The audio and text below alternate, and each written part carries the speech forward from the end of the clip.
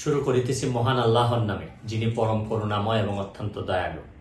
আপনারা যারা আমার ফ্রেন্ড ফলোয়ার আছেন, বিভিন্ন সময় বিভিন্নভাবে আমার উপর কষ্ট পেয়েছেন, তাদের উদ্দেশ্যে একজন সাবেক এমপি হিসাবে আমি দুটি কথা বলতে চাই। আমি আপনাদের এই সংস্কার, কোটা সংস্কার যে আন্দোলন, এই আন্দোলনে বা বৈষম্য বিরোধী ছাত্র আন্দোলন, এই আন্দোলনে কোটা সংস্কারের জন্য আমি সবসময় আপনাদের সাথে ছিলাম এবং এটাতে যারা আহত নিহত হয়েছেন তাদের পক্ষেও, এই বিচারের পক্ষেও আমি ছিলাম। কিন্তু আমার ব্যর্থতা হচ্ছে কি, আমি আপনাদেরকে বুঝাইতে পারি নাই।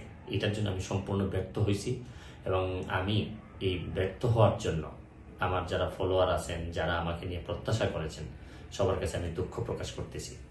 আমি আপনাদেরকে আরেকটি কথা বলতে চাই। এখন যে কাঠামোগত সংস্কার আপনারা চাচ্ছেন, দেখেন এই সংস্কারের জন্য আমি বহু বছর আগে থেকে কাজ করে যাচ্ছি।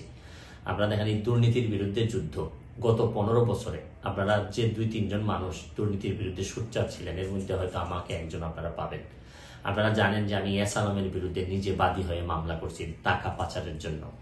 আপনারা জানেন যে আওয়ামী লীগের বর্তমান কমিটির যিনি প্রচার সম্পাদক আব্দুস সুবহান গোলাপ, তার আমেরিকাতে 9 বাড়ি থাকা নিয়ে আমি নিজে বাদী হয়ে মামলা করছি। আমি পুলিশের সাবেক আইজিপি বেনজিরের বিরুদ্ধে নিজে বাদী হয়ে দুদকে মামলা করছি।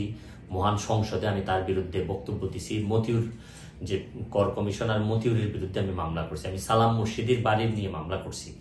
আমি আপনি সালাউদ্দিন, কাজী সালাউদ্দিন যে ফুটবলের দুর্নীতি নিয়ে আমি কথা বলছি।